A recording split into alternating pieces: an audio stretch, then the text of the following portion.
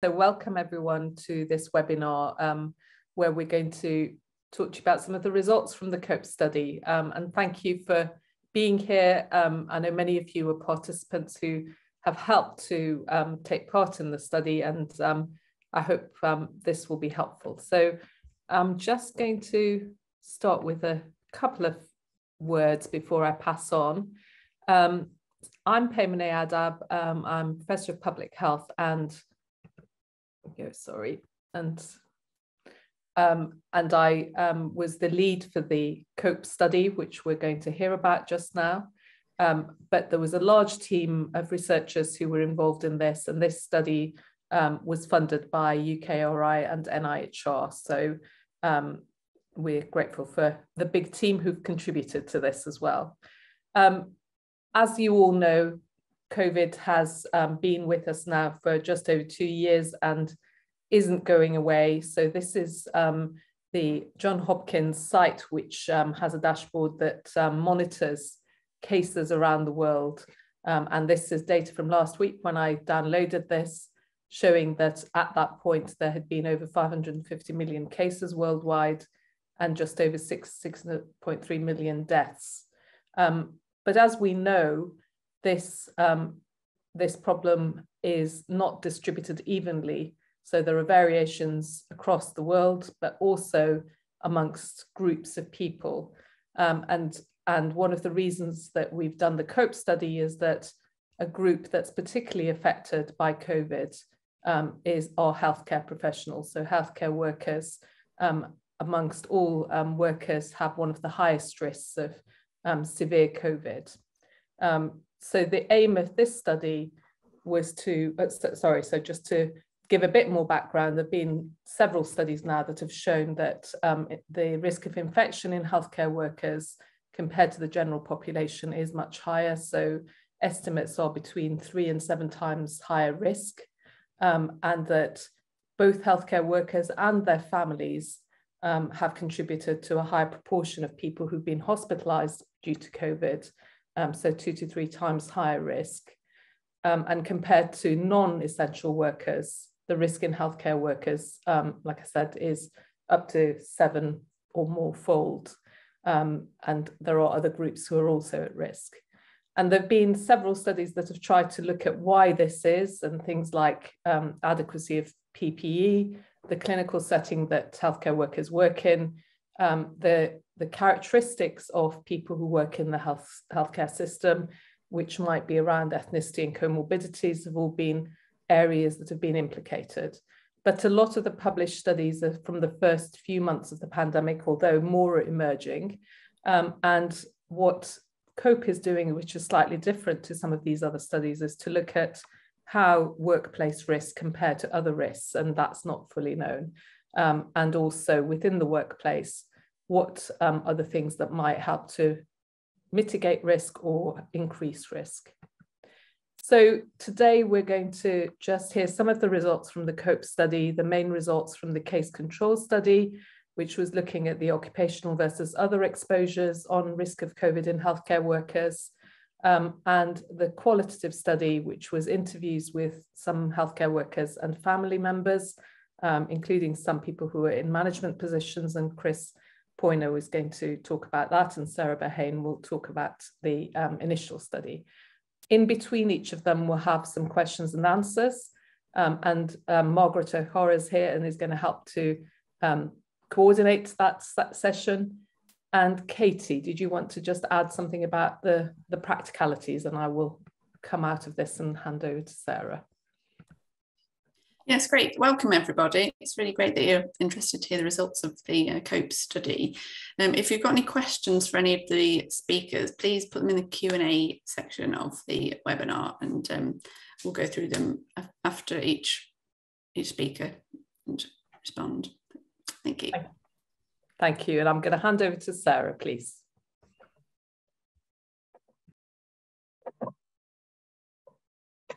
Can you see my slides? Yes, Sarah, that's great.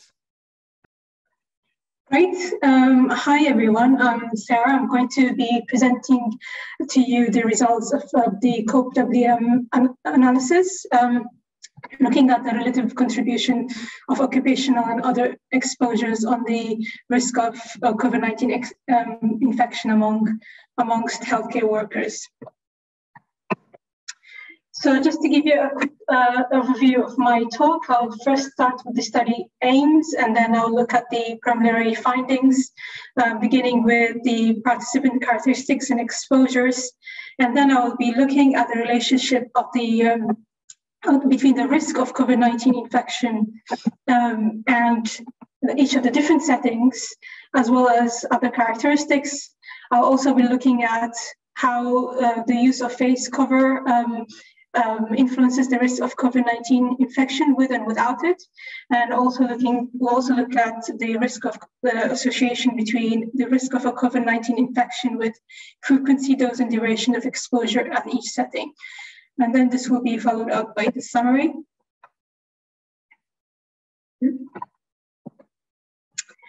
And the aim, as Payman already mentioned, the aim of COPE-WM is to examine the relative contribution of the occupational versus other exposures on the likelihood of testing positive for COVID-19 among healthcare workers. Also looking at factors within the workplace contributing to higher risks. So as some of you probably are familiar with this, so this is the different sections of the questionnaire. There are 8 sections, beginning with questions about demographics like age, sex, followed by COVID-19 infection and testing experience. And then you have got section 3 and 4, where where it looks at exposures within the workplace and outside the workplace. And they looked at settings like indoor social gatherings, public transport. And within each of these settings, there are questions regarding dose, frequency, and duration of contact, plus protective behaviors, protective measures in the 2 weeks prior to the antigen test. And then you've got section 5 is about work, and then followed by lifestyle habits and general health. And then you have another section on the home situation, and finally household members' experience of COVID-19 tests and their routine. For this analysis, we'll be focusing on the 7 different settings and their relative contribution to on the risk of COVID-19 infection. So these are the 7 settings. We're looking at how the relative importance of each on the risk of infection, while adjusting for other potential confounders as listed. And in order to compare those different settings, we formed a scoring system where we summarize the exposure level for each setting. And this is based on frequency, dose, and duration of the close contacts. So excluding the home environment, we have these 6 settings. And as you're aware from the questionnaire, you've got questions about frequency, meaning how many times you attended indoor social gatherings, or how many trips using public transport, etc. And then you've got dose, close contact dose, meaning how many people were you in close contact with, and duration, meaning how long these close contacts were. And we assigned a score of 0, 1, or 2 according to each of these per setting, and then to get an overall score, we multiplied across them, leading to an exposure score of 0, medium, and high. So what you end up with is this. So you've got the 4 categories. You've got those who do not attend that particular setting prior to that test, and then you've got low, meaning you've attended the setting, but there was no close contact. Medium, attended the settings with close contact, but sure under 15 minutes. And then you've got the high score, meaning you attended the setting, there were close contact over 15 minutes. For the home environment, they were scored differently.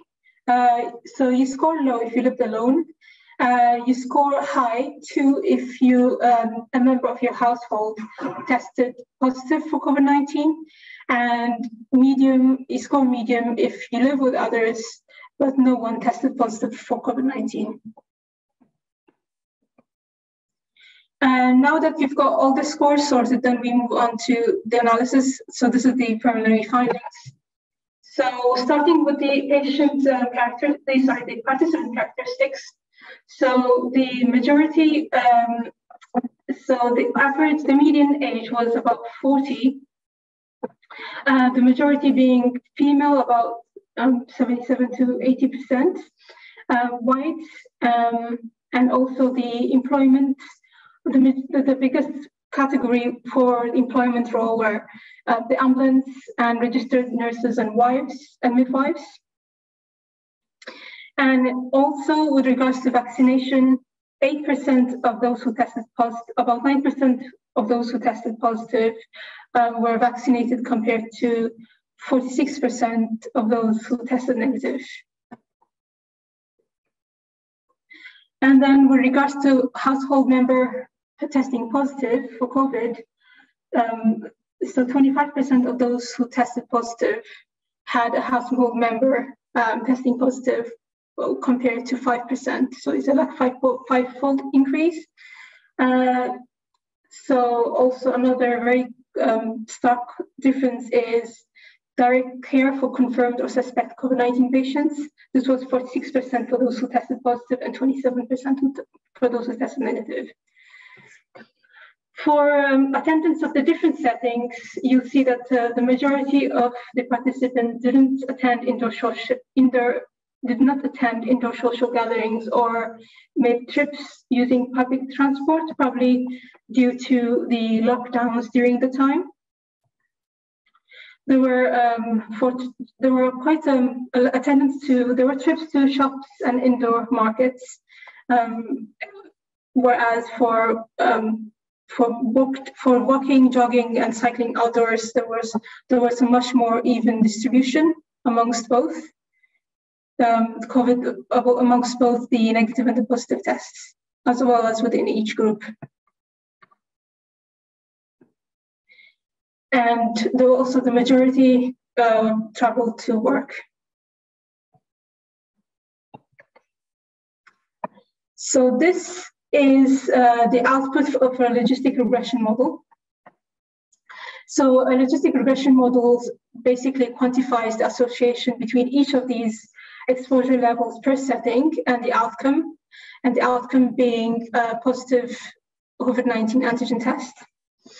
And so the measurement for quantifying this association is called the odds ratio.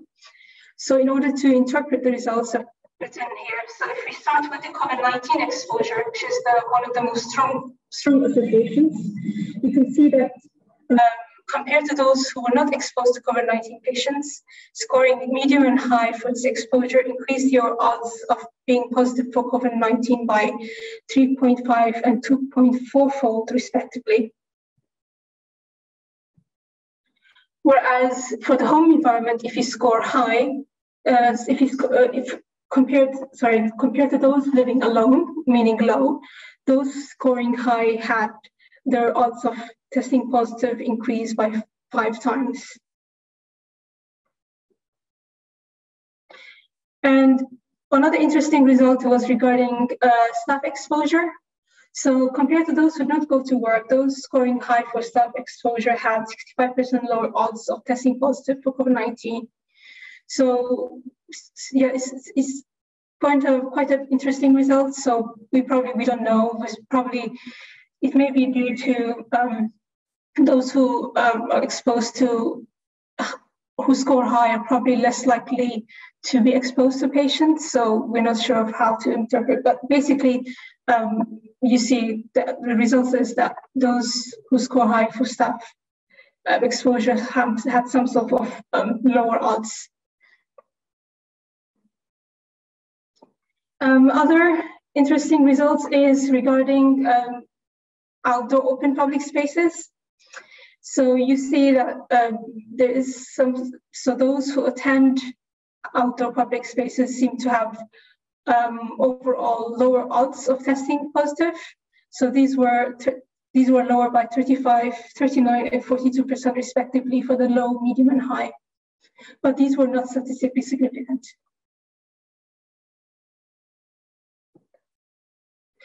So besides the different settings, we also looked at the other characteristics which are potential confounders like age.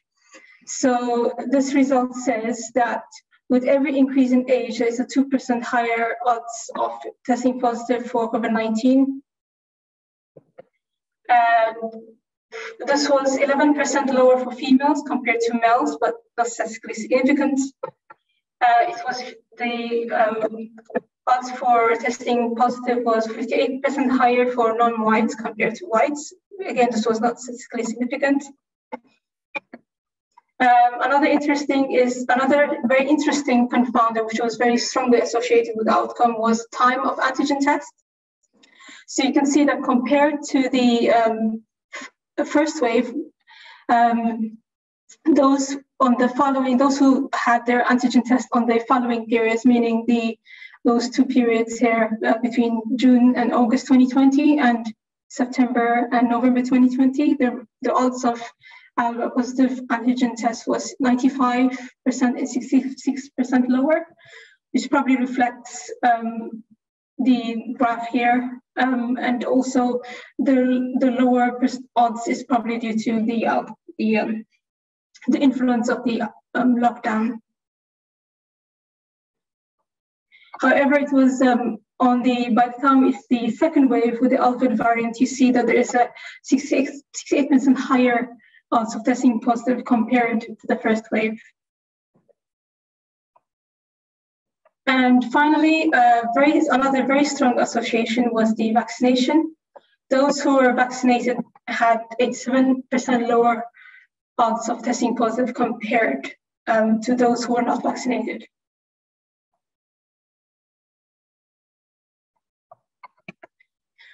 And we also looked at the influence of face cover. So the odds ratio here is basically comparing those who wear face masks to those who do not wear face masks at each exposure level per setting. So within the indoor social gatherings, those scoring high.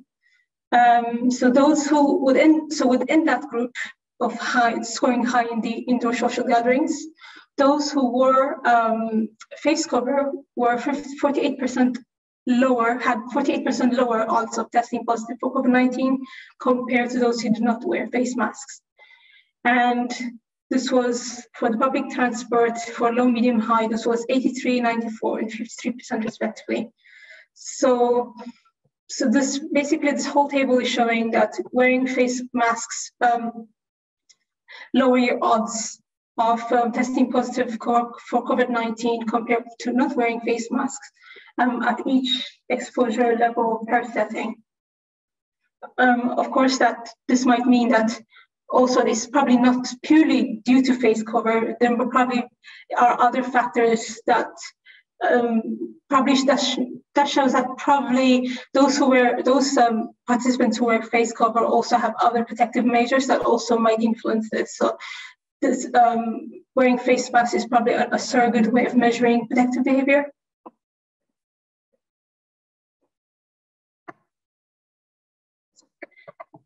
Okay, we also looked at the relationship between frequency in we looked at the association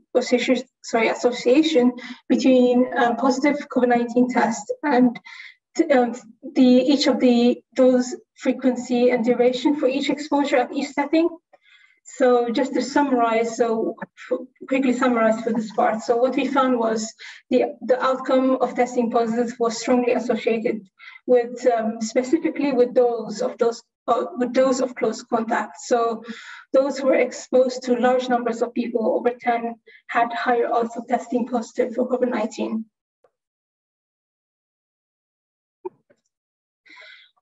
Just to summarize, so healthcare workers with COVID-19 mainly related to contact with COVID-19 patients in the workplace. Also, contact with household members which were positive were also important. And we also saw that wearing face coverings was protective against the risk of COVID-19 infection, and also vaccination vastly reduced the risk of COVID-19 infection as well. Generally, risk increase in settings with large number of people, over 10 in close contact. Thanks, I think that's the end of it. Thank you so much, Sarah. I know that was a lot of information, and I can see that some people found it difficult to follow as well. So we may have some questions just to try and interpret some of those findings a bit more. Right, Margaret, I don't know whether you wanted to take a lead on passing over. Thank you. Yeah, thanks. I'm just looking through to see. One of the questions is, what's the start and stop time for the data? Is this only in phase 1? So, and that might have been answered later in the presentation. So you started gathering data, what was it, in June 2020? Was it before that? I think the period that we asked people to recall went from earlier in the year, early 2020, but the people were recruited from September 2020 up to a year later almost. So no, there was a long period, some pre-vaccine. It was all complicated because obviously things were changing. Sorry, Sarah, you might have the exact dates. I'll pass on. The time for antigen tests based on the categories here, I think it starts from early 2020 until August 2021. Okay, so that's covering Wuhan, Alpha, and some of the other variants, which I can't remember. Does it cover Delta? I think you had one slide that showed the time periods. Maybe we can just remind. I don't think it did include Delta. It was before that. Oh, I don't. Yeah, it's before that. I think it's just in the beginning of the third wave from June. I think that's just stopped there. So it's definitely not including Delta. Okay, thanks. There's a question there. It seems that white people are more affected than people of color. Is that the case? No, it's the opposite. The opposite. So so although this was not a statistically significant result, the odds of testing positive was about 58% higher for non-whites compared to whites. Okay. Any data on long COVID? No. No, that wasn't. It wasn't. Yeah, when the study was set up, it wasn't. Yeah. We did have a follow-up. So some people may remember having completed another questionnaire.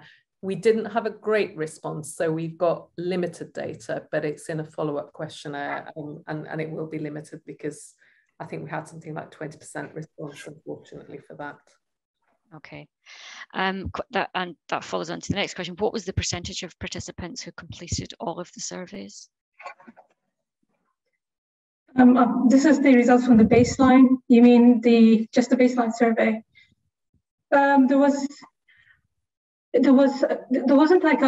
a few missing data. There's quite a few missing data, so there isn't a total complete for everyone for each in a different section. So there's the varying degrees of missingness.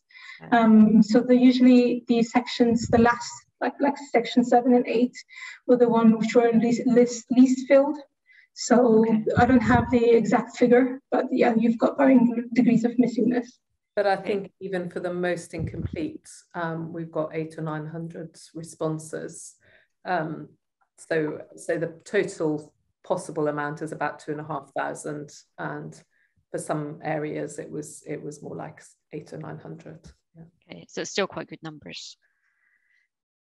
What do you think are the main biases and confounders which might impact on the results?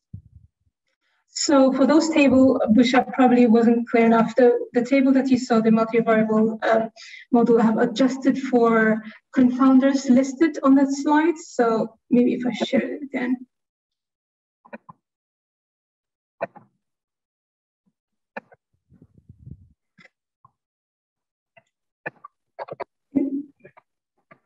So I've adjusted for so the results you saw was after adjusting for the confounders.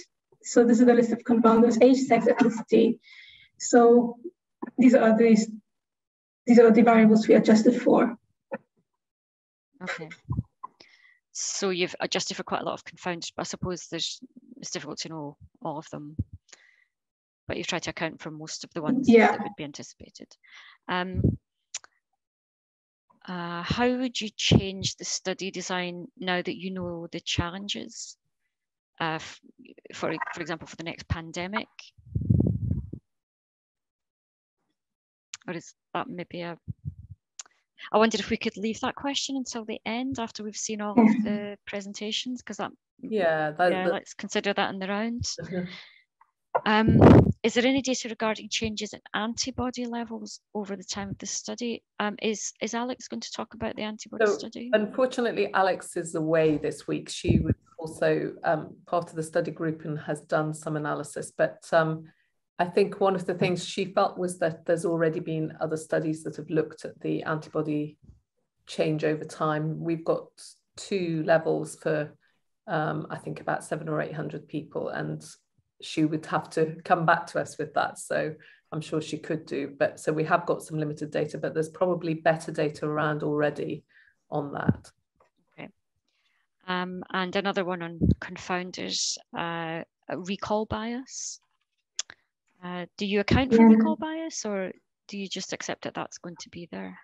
It's very difficult to adjust for recall bias. I don't know. I guess it depends on how you design your study, isn't it? Statistically speaking, I'm not sure there's a way to. I guess there's a limitation of this sort of case control study is always to be recall. And I suppose by asking questions in different ways, we've tried to get as full a picture as possible, but you are never going to completely get rid of it. Absolutely. Yeah, I mean, I think I could say as an NHS staff, things that happened during that period are kind of seared into the memory in a way that normally they wouldn't be. You very much, you remember where you got COVID and if you were wearing a mask and if there were lots of people. And I don't know, for me anyway, it's different from just your regular work and whether you would remember that. So yeah, but I guess it's always a hazard. So that's all the questions that are there for the moment. So thanks everybody for putting the questions in the chat. Lovely, thank you. And in the interest of time, there may be more questions, and we're welcome anybody who wants to get in touch as well afterwards. But I will pass on to Chris, if that's okay. Thanks, Pamela. Thanks.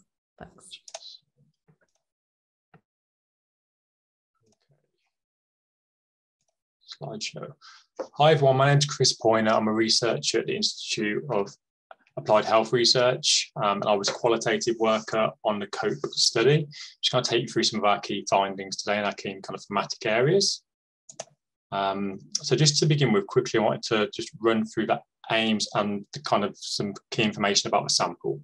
So the aim of the qualitative research was to explore the perceived risks and impact of working for the NHS during the COVID-19 pandemic from the perspectives of the workers themselves, as well as members of their families that they were living with at the time, so they were a member of their household. Semi-structured interviews were carried out with 38 NHS members of staff, both non-clinical and clinical staff. So that's people who may have been operating the phone lines with 111 and some people in the kitchens, as well as obviously people in ITU and frontline staff, ambulance staff as well. And then 17 family members who lived in a household with at least one NHS worker who worked on site during the pandemic. And then data was collected from May 2021 to January 2022. And data was analysed using a thematic analysis approach. So moving into our key thematic areas, the first one was about infection control measures and PPE access at work. So a key thing here was that we have to locate the first wave of the pandemic as a real key point for poor infection control. I'm sure as you're all aware, infection control was really quite difficult to begin with. But risk of infection was described heterogeneously, with those working in frontline patient-facing roles perceived at most risk, and risk was seen as much higher in this initial wave than what followed due to trusts being unprepared. And the key issues related to that unpreparedness was PPE supply issues. So PPE being out of date, not enough PPE, requests to reuse the PPE, and some staff even having to defend their right to PPE because of there not being enough, and being asked by senior leadership to give their PPE to different wards or different departments. So there was kind of an issue around who deserves it more, who needs it more. And part of the issue there was us not really knowing at the time enough about transmission, or staff not being informed enough about transmission who were making these decisions. So there's examples of staff working in aerosol generating procedures and surgical procedures and operations being asked to give up PPE, which was obviously really troubling at the time. There was no social distancing to begin with. And even things like real basic stuff like masks weren't mandated in that initial wave of the pandemic, at least in the first kind of months. So there was a large, strong acceptance of infection control measures within the trust, despite discomfort, extra workload, and the inconvenience of infection control. So they were seen as welcome and necessary by the majority of our respondents, if not all of them, despite adding inconvenience and discomfort to the working day. For example, PPE wearing as unpleasant, social distancing measures as inconvenient, and reducing the quality of working experiences. As we'll see later, peer support was quite important to staff for the mental health, and some of the distancing measures made that very, very difficult. However, participants did get used to the infection control measures, and they were normalised after a time. Lots of examples of staff saying things like, we got used to it in the end. And as I say, overall, really, really happy for the infection control to be implemented.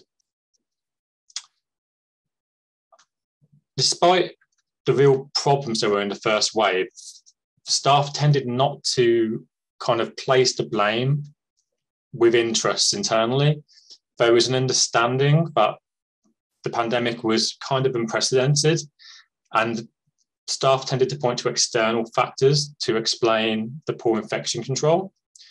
Just a small quote here, just saying it was all unknown, wasn't it? So there was, as I say, not much blame attached to the senior leadership for these issues. Staff felt that every effort was being made to ensure the working environment was as safe as it could be within the constraints and the knowledge and tools available at the time. The idea that everything, people were doing the best they could given the circumstances. And as I say, it was rare for staff to critique internal management at a hospital for not implementing measures effectively during the initial stages of the pandemic. So after this initial wave, the perception on the whole for the majority of staff was that infection control measures were implemented effectively, and vast improvements in access, availability of PPE, and implementation of social distancing measures were reported, and also protective measures for vulnerable staff and shielding were reported as well. There were concerns about things like colleagues not following protocols, as we'll see in a moment, in relation to things like social distancing, but also coming in perhaps when they had like a cough and things like this as well. So the second key thematic area was around experiences of communications and work processes following infection. So some staff, we had quite a varied picture here, but some staff felt that they were really well supported, particularly upon initial symptoms. So PCR tests were available, they got sent out to staff.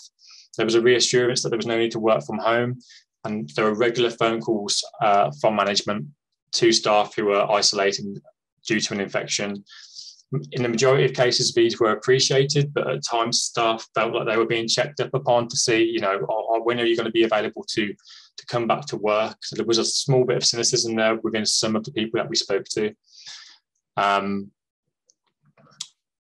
So in terms of return to work, again, there's a bit of a mixed picture there. A lot of staff felt that they were well supported upon return to work and felt that they could go back to work and they were ready to. But also a number of our participants felt that the return to work was challenging. Some staff reported they were still struggling with fatigue and breathlessness. So I guess you could say some long COVID symptoms. There was differences between support offered for some staff. So again, some were really well looked after and were offered phased returns back to work meetings, whereas others were reported to have been thrown back in and were surprised and didn't have knowledge that they could have access to the support that was reported by some of their colleagues. within different trusts. There were suggestions made for improving this experience, specifically around things like parking spaces, being closer to where people were working on just one floor for those with fatigue and breathlessness. I think it's interesting to note that one of the younger participants felt that their age impacted the support they were offered. And they went on to say, if I was maybe 20 years older or 30 years older, I would have been given a bit more. I think they would have been a bit more careful, or maybe would have done a phased return. So there may be some kind of age inequality here as well. But again, that is just one individual suggesting that was their experience. So in terms of the experience of working during the pandemic, a key theme here was around demand as outstripping capacity. Partly this was because of the types of patients that were being cared for at this time. Elective operations and procedures, surgeries were seen as cancelled, and patients tended to be more traumatic and or dying. Higher levels of colleague absence reported, contributing to the issue around capacity, in part due to self-isolation. The environments were described in terms such as draining. There was no times for breaks. And GPs not seeing patients were seen as adding to the problem. And there was a negative tone in relation to GPs and how they were operating at this time. And it was seen as I say, adding to the capacity problems within the NHS and overwhelming some of the services such as A&E. So as this participant here suggests, the minute the pandemic happened, that's the thing that gets me up a bit, is the GP thing. As soon as the pandemic started, they closed their surgeries, they weren't seeing anybody, and they weren't even doing home visits. So a bit of tension there. The experience was punctured by the banning of family visitors, and this was seen as extremely challenging. Staff didn't enjoy this. They talked about it in negative terms and emotive language, such as this person here, who I've quoted saying they felt it was horrible. This caused a large increase of phone calls to the wards, which was very stressful at times for those ward clerks operating the phones. They felt like they weren't very well supported in dealing with that when we spoke to some of the ward clerks. And there was huge feelings of empathy and guilt described for the patients who died alone, or for the family members that couldn't be with their family members when they died. I mean, there was one example of a nurse telling me that they was with someone when they died, holding their hand. There was no family members there, and they felt great, and you know, there was a feeling of solace that they could do that. But there was also the nagging feeling in the back of the head that if they weren't there, that person would have died alone, and perhaps some people did. And it was the thought of those people that did die alone which really troubled that individual. As I say, when working, peer support was seen as very, very important. Staff described being emotionally and morally supported by colleagues despite the difficulties that social distancing kind of created with that on shift. And there was, you know, discussions around groups outside of work, WhatsApp groups, to try and improve that camaraderie. And as I say, those who felt strong peer support tended to have more resilience. Okay, so there were decisions that were morally challenging in the workplace for staff. Tough choices with regard to patient care and personal safety and mental health needs and line management decisions. So line management had to decide who was shielding and had to make decisions about that. That was described as difficult at times. Ambulance staff described going into environments that had COVID within them, trying to, in critical situations, not necessarily knowing whether they had the time to put their PPE on to protect themselves because there was someone in the setting they were about to enter who was critical. So there was a real tension there between, okay, do I protect myself, or do I act as quickly as possible to help the individual in the community that needs medical support urgently? The majority, however, didn't describe having to make these decisions when I asked, and I don't know whether that's because those decisions weren't being made, or it was just quite hard to conceptualize the decisions that they make every day as difficult. Or maybe the questioning was a bit convoluted around this issue. So redeployment was a real key theme around the experience of working during the pandemic. A lot of staff, as I'm sure you're aware, ended up redeployed. And this caused quite a lot of anxieties, not just in terms of being redeployed themselves, but just the spectre of it, the anticipation of it, the knowledge that it might happen caused a lot of anxiety.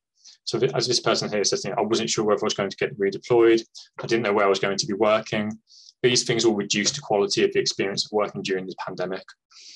Redeployed staff themselves, when it happened, felt anxious and emotional about being redeployed. It was often to higher risk settings, and they were concerned about the unfamiliarity of their environment, the lack of bond with colleagues. As I've already discussed, peer support was quite important.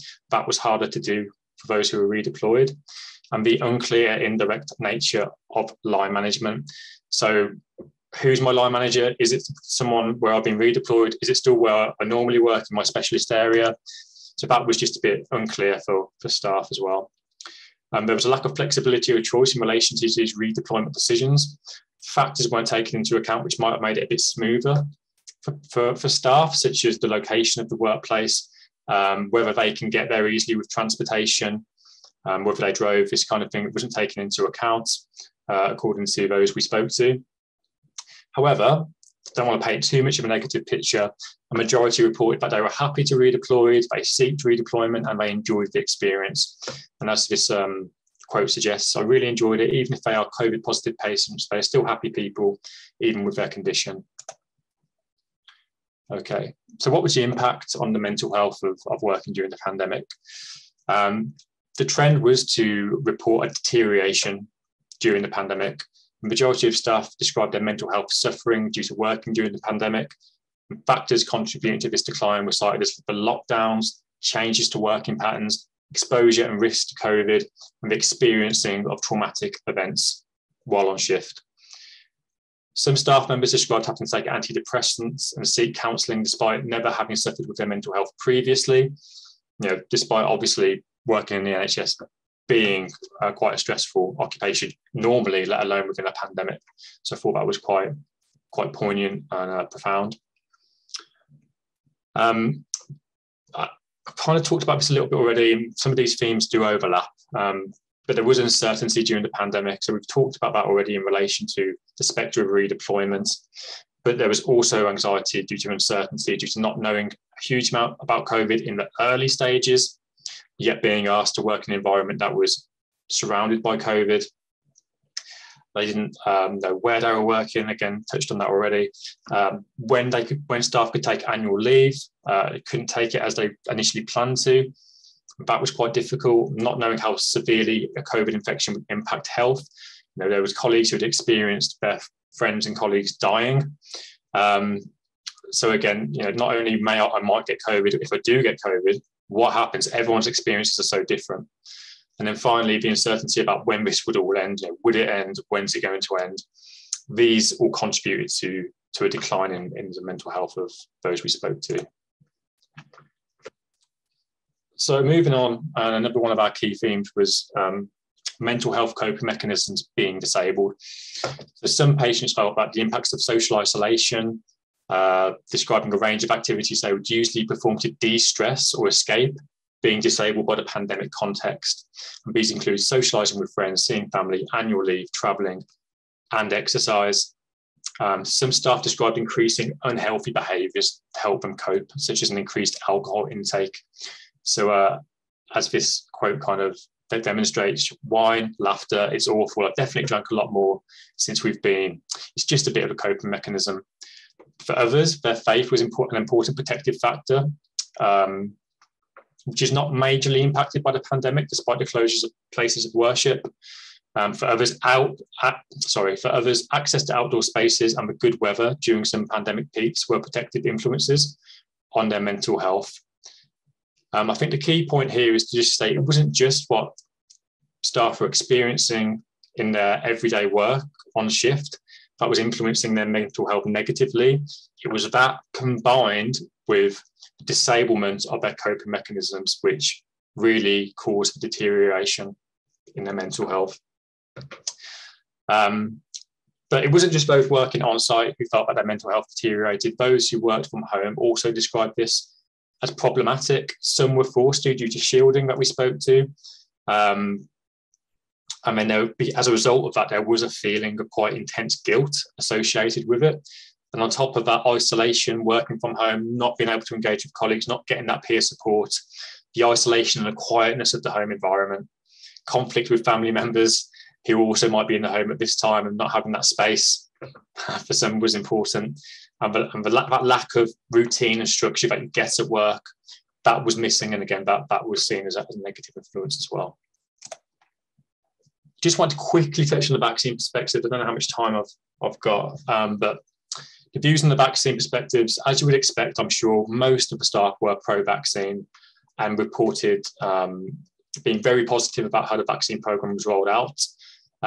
They discussed trying to educate those with anti-vax views and talked about trying to encourage friends and family to get the vaccine as well.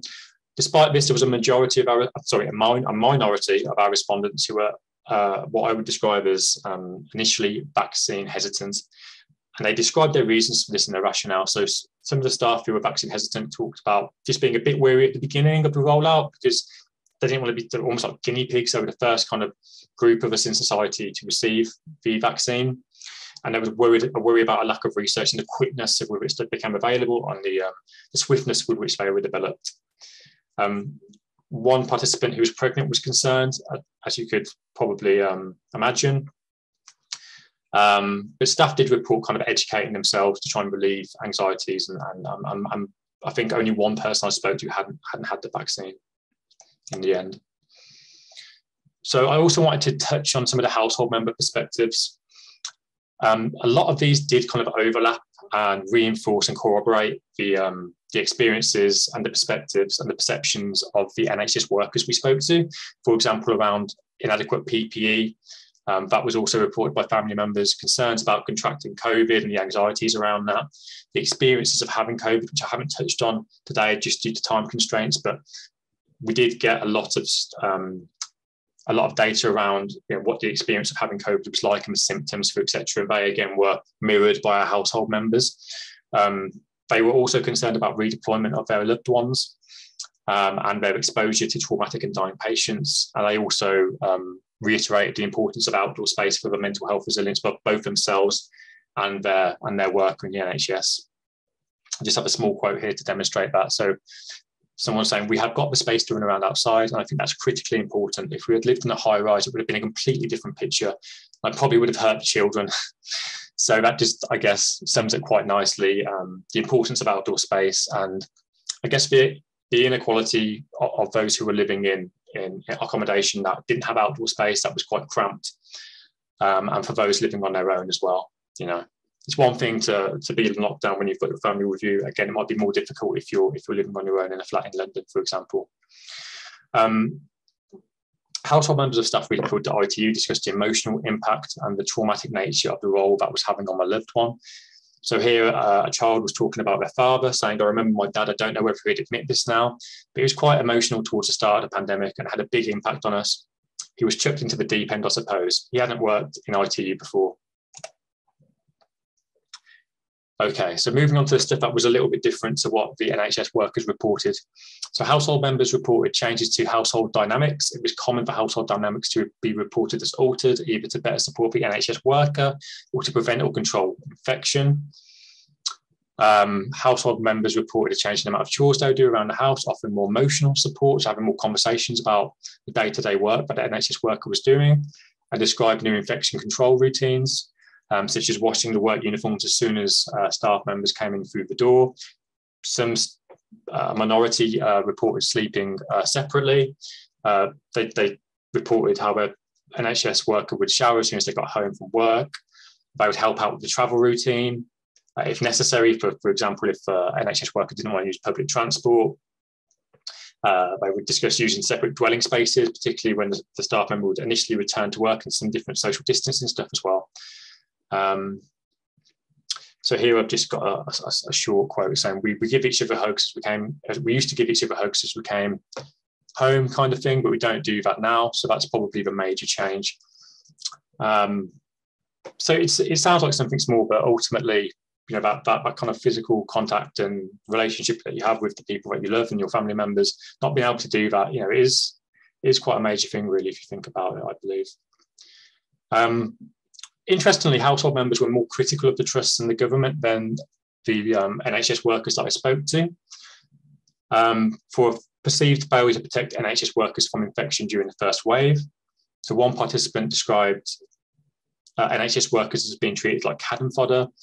Issues cited include mixed messaging around the need to wear masks, for procurement of inadequate PPE, and a lack of compassion for NHS workers. Schemes like Clap for Carers were welcomed by some household members at the time. However, with hindsight, many felt that was tokenistic. For example, a participant said, "I think the Clap for Carers was all right, but it really didn't do anything." And again, a very common theme was it was felt that more should have been done to reward the NHS workers for the sacrifices they made during the pandemic and all the work that they'd done, and everything they'd been through, essentially, to try and save and care for as many people who had contracted COVID during the pandemic, or during, obviously we're still in the pandemic, but during the period that we spoke to people. Okay, so social networks as supportive. So on the whole, household members did not feel that they were treated differently within their social networks due to having an NHS worker in their home. In contrast, some family members with a household member in the ambulance did feel socially excluded to a degree. So this is just highlighting the fact that those in the ambulance service were treated slightly differently by those in their networks during the initial waves of the pandemic, just because of how often they were face-to-face with COVID patients. So this was reported by multiple household members of those in the ambulance. So one example, because he was in the ambulance service and could be face-to-face with COVID patients all the time, they didn't think it was safe for us to meet it or invite us to anything. And just finally, there was silver linings. I just wanted to highlight this just for balance, really, but a minority of participants in the household did say that they did get to spend a lot more time with their family members just because of the lockdown context. So here I've got an example from a student who was talking about how fun it was during the first wave not having to go to school, but then obviously also talking about that wearing off as the pandemic dragged on and dragged on. Okay, so that was it, guys. Thanks so much for listening. Just in conclusion, I wanted to put in a little paragraph here around working for the NHS during the pandemic, placing a significant risk to the mental health of staff, particularly those that worked in patient-facing roles and or were redeployed. And this risk was exacerbated by the lockdown context due to the disablement of mental health coping mechanisms, and may have been felt more acutely for those without good access to outdoor space and support within their household at the times of strict household mixing restrictions. It's hoped our findings will be informative for those seeking to implement policy and improving working conditions for NHS workers if there are more pandemics in the future. Thank you. Thank you very much, Chris. That was a really helpful summary of the data we have. So I'll pass on to Margaret to coordinate some of the questions we have. Yeah, so there's a couple of questions. I want to come to Sherwood and then go back to Adrian's question, because I think that's a good sum-up question. Did you find moral injury among staff having to provide substandard care? Again, we did ask about moral injury, but I felt that having looked at the data, it was quite weak. I think when we asked about it, I don't think staff really knew what to say. I think it was a difficult question to ask people. So overall, as I say, the data was quite light in that area, unfortunately, even though we did initially anticipate it to be likely to be a theme that would be quite heavy within the data. That's interesting, yeah. Adrian, if you don't mind, I'll leave your GP question because I don't think we can answer that.